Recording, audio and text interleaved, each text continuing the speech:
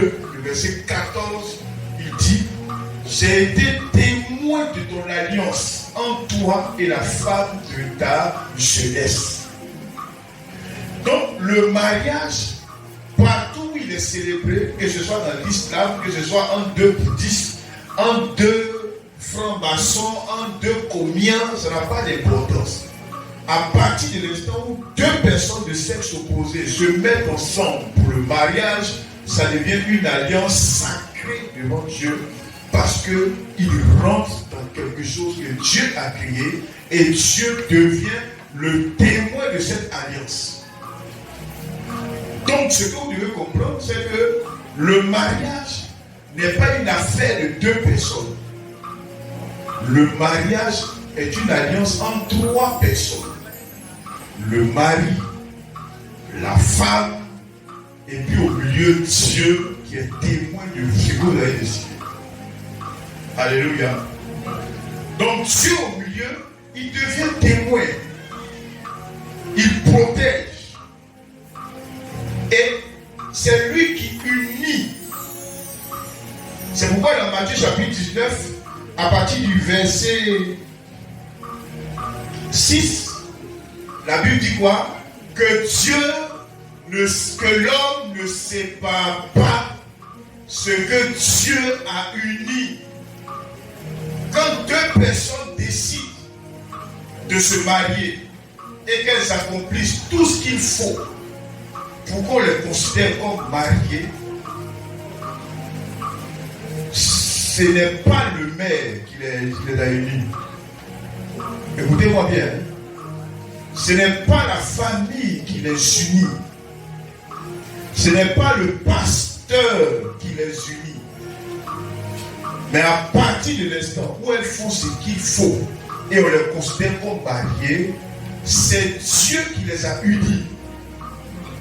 Quand deux personnes sont mari et femme, ces deux personnes-là sont unies par Dieu. Que tu te sois trompé, c'est pas lui que tu devais marier, ou bien il y a des choses qu'il t'a cachées. Arriver par exemple après le mariage, et puis tu découvres ces choses-là, peu importe ces choses, Dieu vous a unis. Parce que tu es venu dire à Dieu que c'est lui que tu veux. C'est à toi qu'il appartenait d'abord quand tu as vu cet homme ou cette femme, d'aller jeûner, prier pour dire: Seigneur, cet homme me plaît, cette femme me plaît, est-ce que je peux aller? Alléluia. Donc si tu as jugé nécessaire de ne pas faire ça et que tu allais directement au mariage, une fois que vous êtes mariés, Dieu valide. Dieu vous a unis. Alléluia.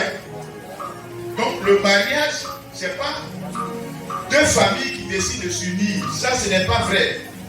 Il y a des choses qu'on raconte en ville, là, écoutez-moi bien. À la pensée du monde, et puis à la pensée de Dieu qui a créé le mariage.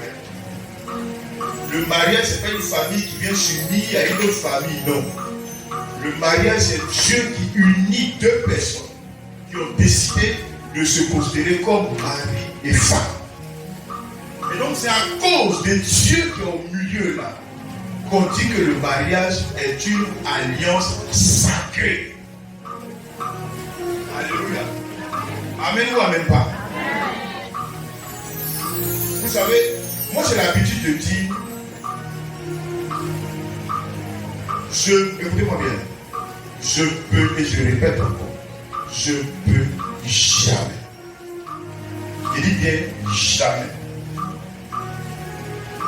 Allez demander conseil ou faire de quelqu'un un mentor dans ma vie chrétienne, dans ma vie de marié. Jamais. Vous savez pourquoi? Parce que le mariage n'a pas été créé par l'homme. Dieu est celui qui a créé le mariage. Même si une personne a 100 ans de mariage, il ne peut pas être mon conseiller. Cette personne-là va me dire quoi que Jésus n'a pas dit dans la Bible. Cette personne-là va me dire quoi dans le mariage que Jésus n'a pas dit dans la Bible. Dans ces 100 ans de mariage-là, Philippe, il va te dire, il faut pardonner à ta femme. Si elle fait quelque chose, il faut pardonner. Mais est-ce que Jésus n'a pas dit ça dans la Bible? Pourquoi il faut que quelqu'un qui a 100 ans de mariage soit sur ta tête pour te dire qu'il faut pardonner, pour que toi tu saches qu'on doit pardonner la mariage? Donc c'est la paresse de beaucoup de chrétiens. C'est le refus d'étudier la volonté de Dieu qui met beaucoup de couples dans les problèmes. Sinon le Dieu de la Bible qui a créé le mariage, il a déjà tout dit. Il a déjà tout dit. Donc c'est à chacun de nous de connaître la pensée de Dieu et de la mettre en pratique dans le mariage. Alléluia. Et comme le mariage est quelque chose qui a été créé par Dieu, c'est lui qui a créé le mariage. Il a mis à la tête de tout le monde, sur la tête de chacun des époux, des obligations et des droits. Alléluia.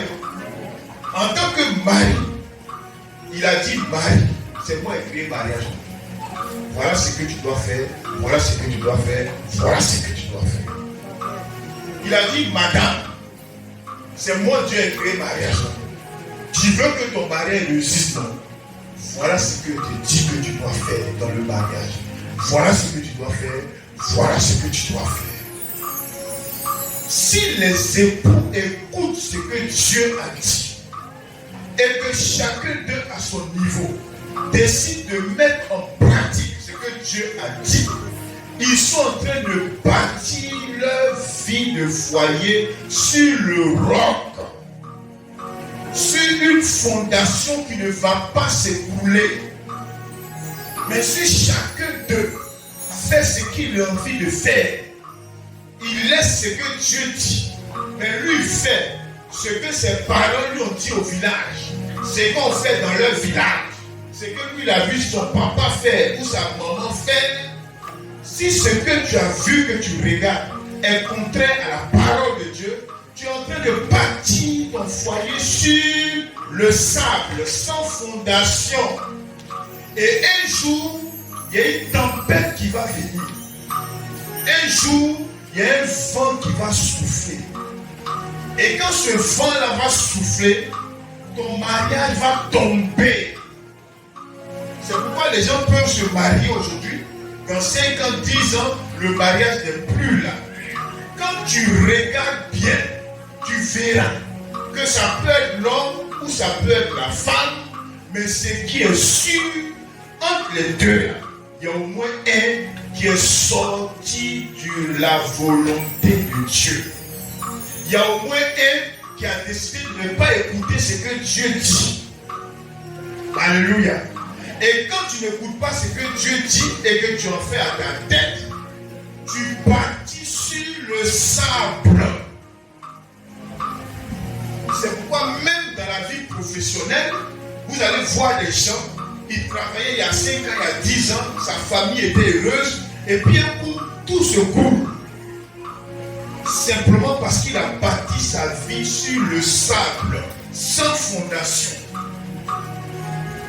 Et quand on bâtit sa vie sur le sable sans fondation, ça va s'écrouler.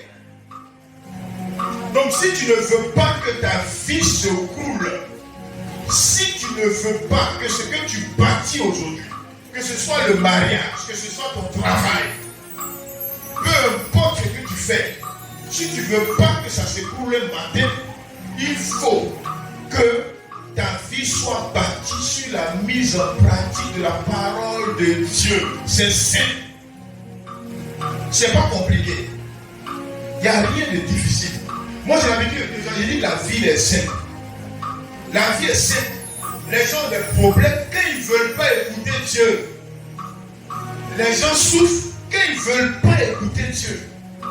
Mais si un homme décide de prendre la parole de Dieu au mot dans tous les domaines de sa vie, si Dieu lui dit on va à gauche et qu'il n'écoute pas tout ce qu'on raconte, mais il va à gauche, ben Dieu dit on va à gauche.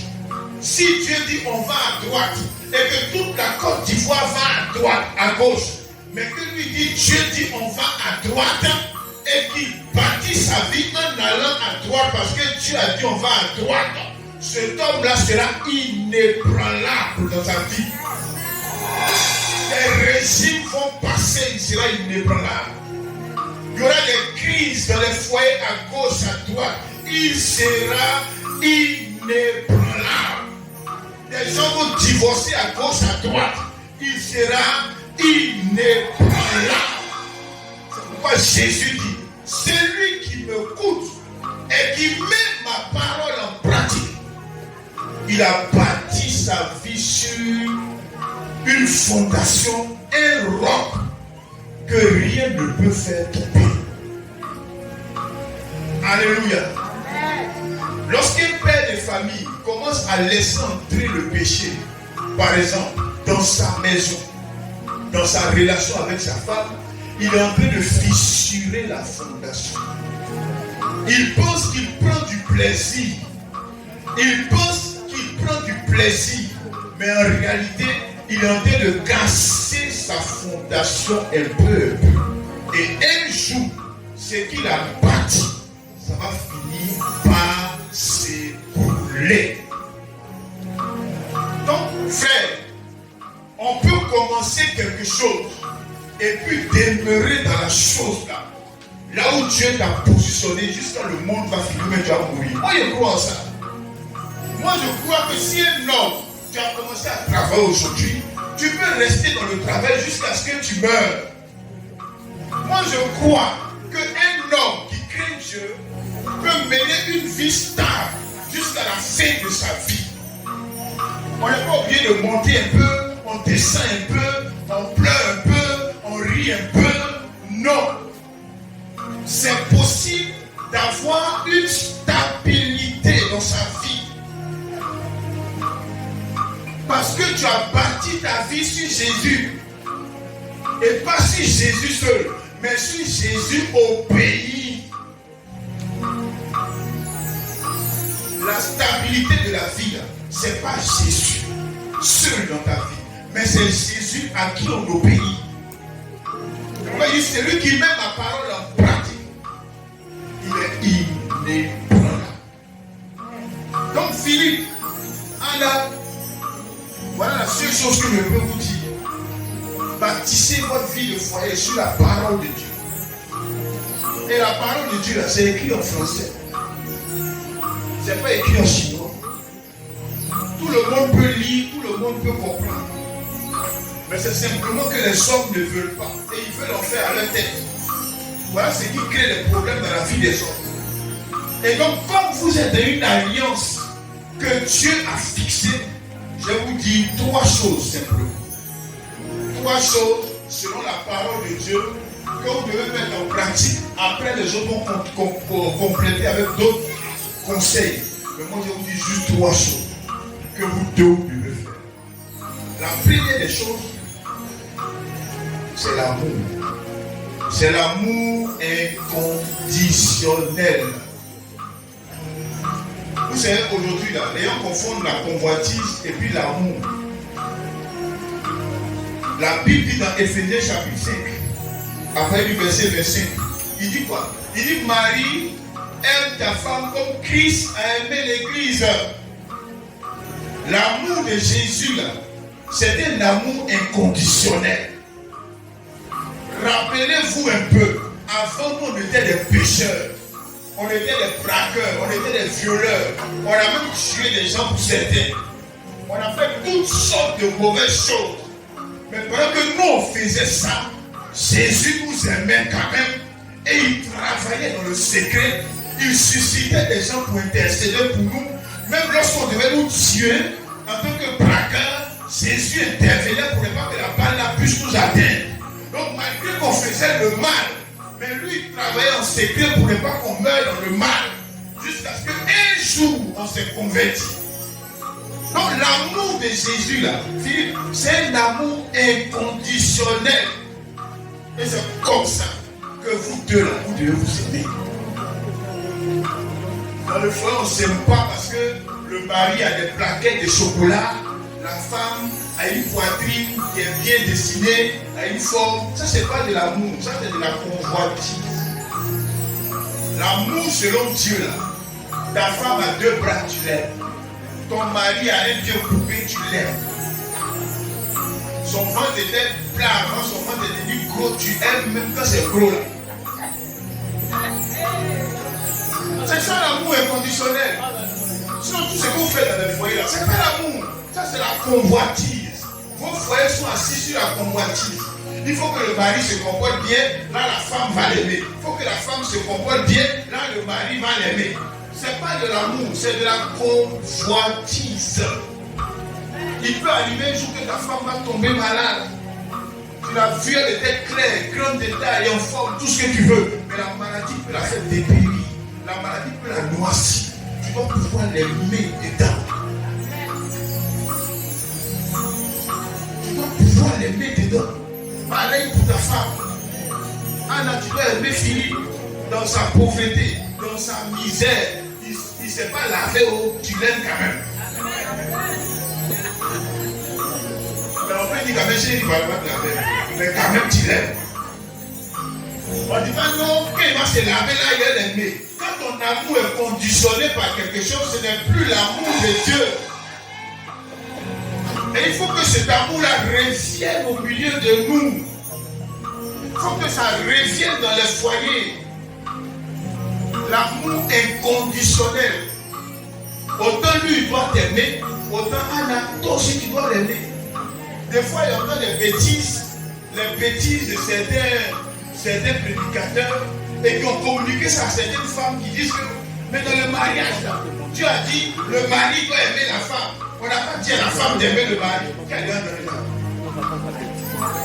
Qui a entendu ça? Est-ce que toi-même tu as besoin de versets bibliques pour comprendre que ça, là, c'est pas intelligent? Quand tu as besoin qu'on sorte un verset biblique pour que tu comprennes que ça, c'est pas intelligent et que ça va pas de Dieu. C'est-à-dire que toi, tu es dans le mariage avec quelqu'un, tu as dit, lui, il n'a qu'à t'aimer, mais toi, si tu veux, tu ne l'aimes pas. Mais vous êtes dans le mariage. C'est quel mariage? Et non, Dieu n'a jamais dit à la femme d'aimer son mari. C'est faux. Quiconque dit ça est un menteur, il ne connaît pas la parole de Dieu.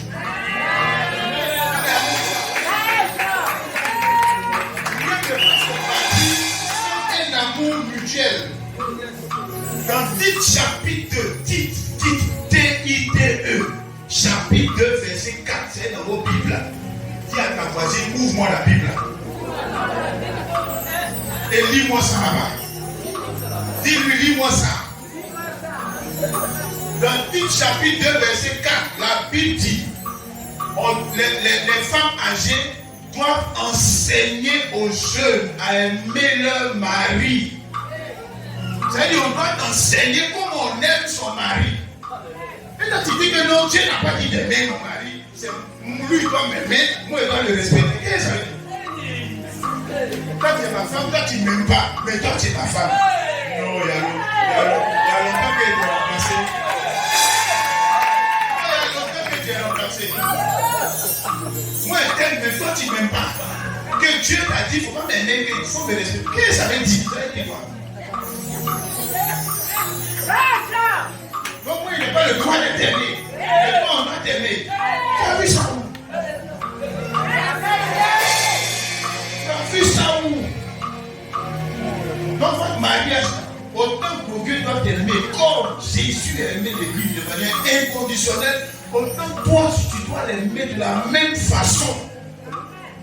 C'est pourquoi les païens même disent que vous allez vous aimer jusqu'à ce que quoi, la mort vous sépare, dans la maladie comme dans la santé, dans la richesse comme dans la pauvreté. Ils sont là pour vous dire, vous devez vous aimer sans condition. Vous devez vous aimer. C'est pas un qui aime l'autre. Et puis l'autre il dit non, moi on m'a pas dit de t'aimer, moi il doit te respecter. Ça veut dire qu'est-ce que ça veut dire? Par exemple, demande à ta voisine, ça veut dire quoi? Donc vous devez vous aimer de manière mutuelle. Et ça, le vrai mariage, on s'aime de manière mutuelle. Moi, j'ai marié ma femme parce que j'ai vu qu'elle m'aimait. Ça peut c'est les mariés. Quel n'a me dit que non, il n'était pas, mais il te respecte. Il y a longtemps qu'on s'est laissé. Non, on s'est laissé. Mais la bénédiction du Seigneur, on s'est laissé. Toi, il t'aime. Mais toi, moi, Dieu ne m'a pas dit de t'aimer. Il m'a dit de te respecter, donc Dieu te respecte. Vous avez vu ça où? Qui vous a appris ce mensonge? La Bible dit les femmes âgées doivent enseigner aux jeunes filles à aimer. C'est-à-dire, on doit enseigner comment on aime son mari. Dieu dit, on a qu'à t'enseigner comment on aime son mari. Et puis là, tu dis que non, Dieu ne m'a pas dit de t'aimer. Donc c'est un amour mutuel.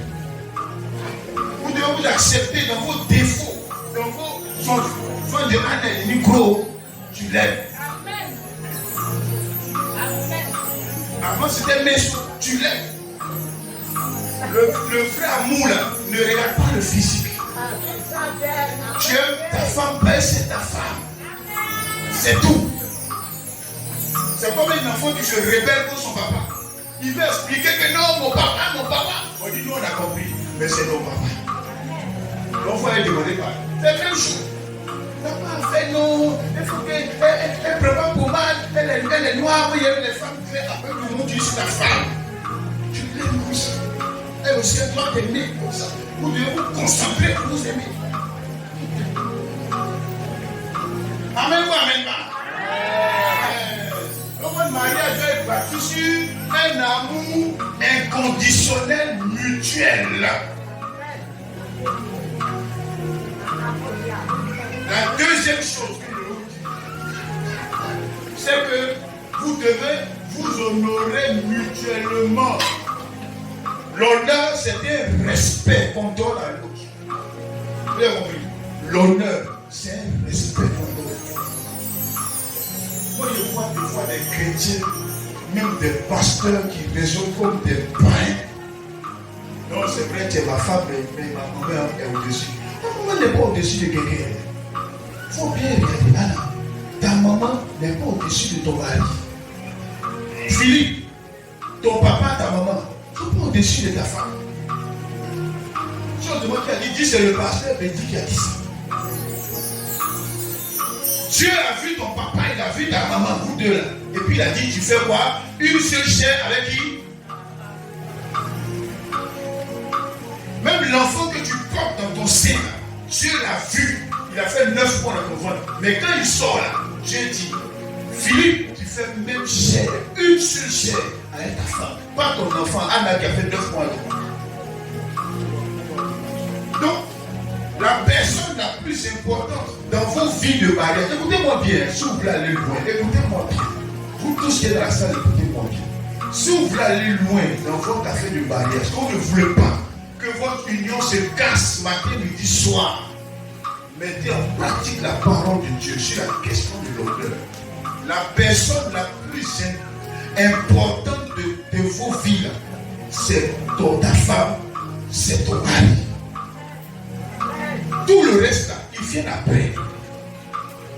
Tout le reste, ils viennent après. Il n'y a pas quelqu'un qui passe avant ta femme. Anna, il n'y a pas quelqu'un qui doit passer avant ton mari.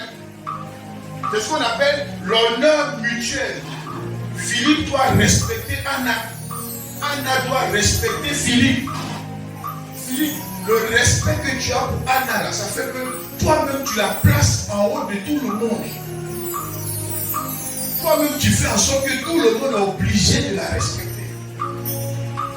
Le mariage, là, c'est la guerre. Si tu n'es pas prêt à faire la guerre, tu vas échouer dans ton mariage. Tu vas faire la guerre des parents, tu vas faire la guerre des frères, c'est la guerre. C'est la guerre pour que tout le monde revienne à la norme de Dieu. Vous avez vu ça où? Et si vous ne comprenez pas ça, vous allez échouer dans vos mariages. Mais où la maman rentre, elle sort, elle fait ce qu'elle veut. On parle, elle dit que le mari dit que non, mais c'est ma maman. Elle peut faire ce qu'elle veut. Donc, dans moi, ma maison, tu ne fais pas ce que tu veux. Il y a des règles dans ma maison. On ne fait pas ce qu'on veut. Dans ma maison, là, moi, je suis général. Ma femme est colonel.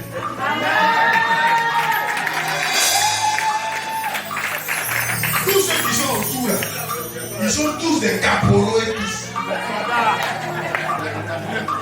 Les enfants biologiques sont tous des caporaux. Vous tous ici, vous êtes tous des caporaux. À part le prophète, j'étais le prédit sa femme. Vous tous qui êtes ici, la belle, vous êtes tous des caporaux. Un caporal ne vient pas parler à un général comme ça. Quand vous êtes dans vos maisons, vous sortez, vos enfants vous sortent. Ah papa, il y a besoin de payer ma robe. Demandez-leur où ils ont disparu. Demandez-leur. Moi, tu viens faire, moi je te ramène vers le colonel. Je dis que un caporal, un général. C'est la loi de l'honneur. J'honore mon épouse. Je la respecte, je la rends incontournable.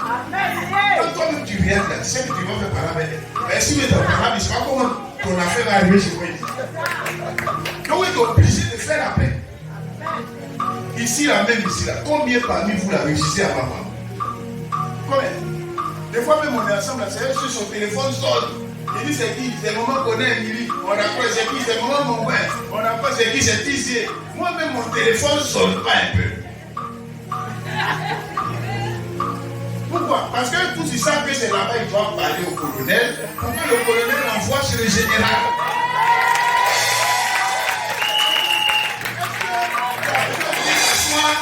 Quelqu'un qui a 100 ans de mariage va t'apprendre ça. Dieu dit honore ta femme. C'est un profond respect. Moi souvent je ne lève pas pour apparaître ici, je lui fais 4 jours. Comment ça? Il fait 4 jours là, tu parles au colonel. Le colonel va remonter le message au général. Le général va demander au colonel, est-ce qu'il y a un problème dedans? Tu vois ça comment? Le colonel dit oui, non, il n'y a pas de problème. Il dit bon, dis-lui qu'il peut venir faire 4 jours. C'est à prendre ou c'est à laisser. Quand le mariage c'est la guerre. Puis tu as peur d'être critiqué, tu serais un mauvais mari. Et ça fait partie de ce qu'on appelle la loi de l'honneur de son époux. Honore ton époux. Même quand je sors, je vais faire des courses dehors au supermarché. Quand il envoie les courses, ils sont tous là devant les gens. Personne ne rend ça si le colonel n'a pas encore vu. Si le colonel est sorti, ça va l'attendre à 1h du matin, elle va venir. Elle va voir ce qu'on a pris au supermarché. Et puis c'est le colonel qui a dit, bon ça c'est d'un frigidaire, ça c'est d'un buffet, ça on jette, ça on mange. Mais que moi il a envoyé des trucs, toi les caporales, toi tu as couru pour mettre dans le frigidaire, tu as un problème. Amène-moi là. Donc honore ta femme, mets-la en haut de tout le monde, que tout le monde sache qu'on ne peut pas la contourner et on est obligé de la respecter. Si tu la traites comme ça, ton mariage sera bien. Alors, dans le même sens de l'honneur, la Bible dit, dans Éphésiens chapitre 5, le verset 33, femme, respecte ton mari. Il y a une maladie que moi j'ai vue dans le foyer, c'est que certaines femmes se sont donné le droit de dire à leur mari ce qu'elles ne peuvent pas dire même à un voisin dehors. C'est-à-dire, j'ai l'impression que le mariage crée un lien de manque de respect. Ça ne doit pas être ainsi. Ton mari, là, il est la personne la plus importante de ta vie. Ton PDG, là, si tu veux, tu peux l'insulter. Tu peux lui parler mal si tu veux. S'il a trop fait, là, il va te licencier, c'est pas grave.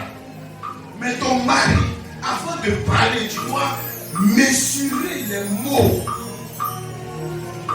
Est-ce que s'il dit ça, est-ce qu'il est respecté? S'il parle comme ça, est-ce qu'il est respecté? C'est ça la loi de l'honneur. Donc, le mariage, c'est l'honneur mutuel.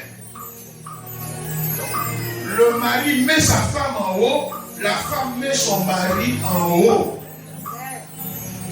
Anna, la personne la plus importante de ta vie, c'est ton mari. Avant de lui parler, il faut calculer les mots. Même quand tu es énervé, tu te méprises. C'est ton mari. Le mari, là, c'est fort, hein. J'ai expliqué ici, dans cette église-là, comment un de mes amis, tellement il était excédé par le manque de respect de son épouse. Elle lui parlait mal, elle lui parlait durement. Un jour, elle lui a dit quelque chose, ça lui a tellement fait mal. Vous savez ce qu'il lui a dit? Il lui a dit, je te retire ma protection à partir d'aujourd'hui. La seule phrase, tous les démons de l'univers se sont levés contre la femme. Elle était chrétienne, hein? Chrétienne évangélique. Il dit, je te retire ma protection.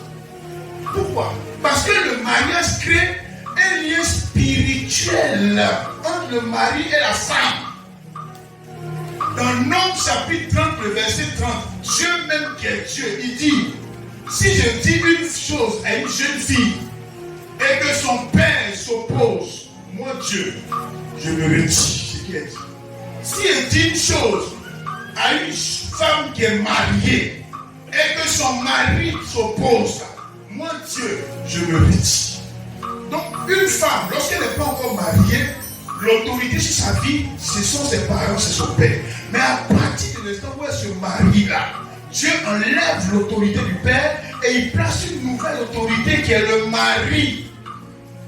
Donc cet homme-là, si tu blesses son cœur, si tu lui fais mal, que tu pèses contre Dieu vis-à-vis de lui, et qu'il déclare quelque chose sur toi, ce qu'il a dit là, ça va t'arriver. Vous savez ce qui s'est passé? Cette dame-là, elle est tombée malade. Ils sont allés dans tous les hôpitaux. Il n'y a pas de médicaments. Tous les hôpitaux. La dame, elle a compris après que ça venait de son mari, de ce que son mari a posé. Elle est venue demander pardon à son mari. Son mari dit, moi-même je souffre de ça. Mais apparemment, on dirait qu'il ne peut plus rien faire. On dirait que c'est parti. Cette dame-là était hospitalisée chaque 2 semaines dans une clinique pendant au moins 2 ans. Où lui-même il allait encore dépenser son argent. Une maladie mystérieuse. Elle fait 2 semaines en clinique, elle ressort. Elle se repose 1 semaine, elle rentre encore après encore. Pour 2 semaines d'hospitalisation. Elle est morte, il y a peut-être 2 ans de ça. Donc le mariage est dangereux. C'est un lien dangereux. C'est un péché qu'une femme manque de respect à son mari. Donc dans l'honneur mutuel, mari soulève la femme. Anna, pardon, respectez ton mari.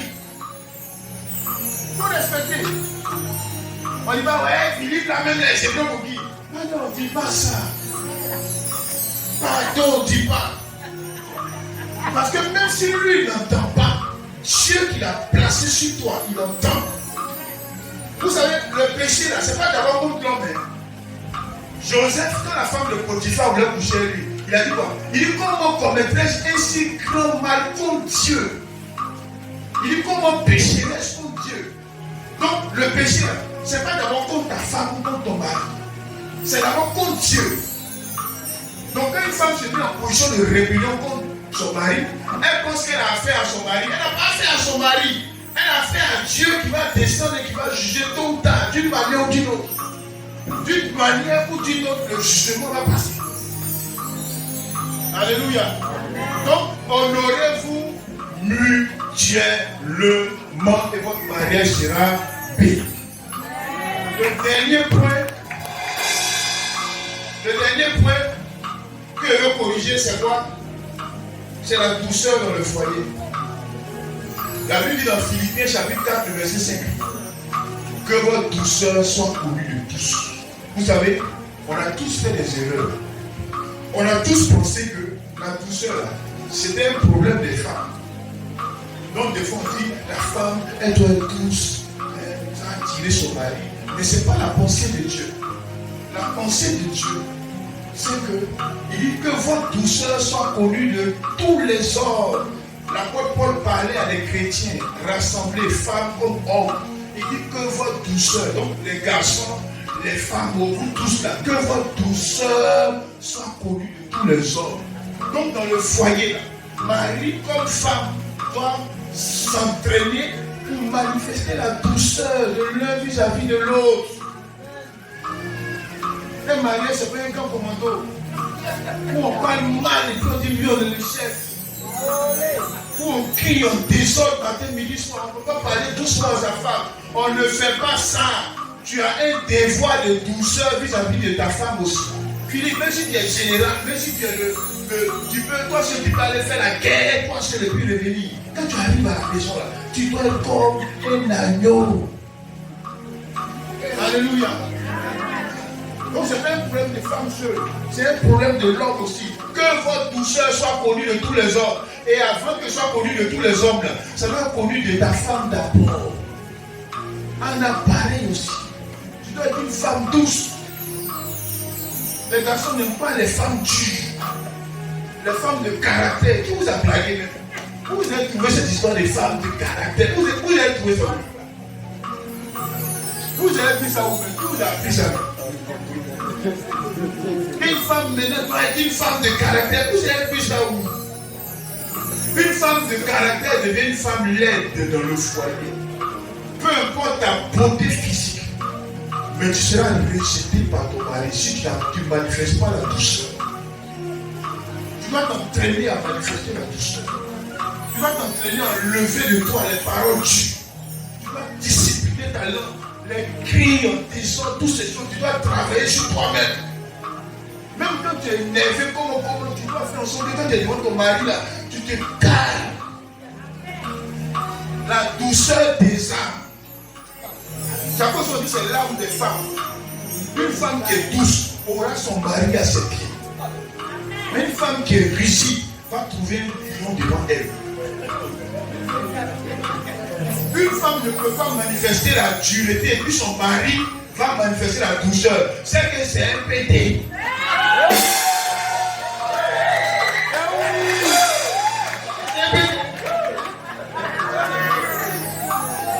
Ma soeur, si tu sais que tu es Dieu, puis quand tu parles ton mari dit oui, chérie.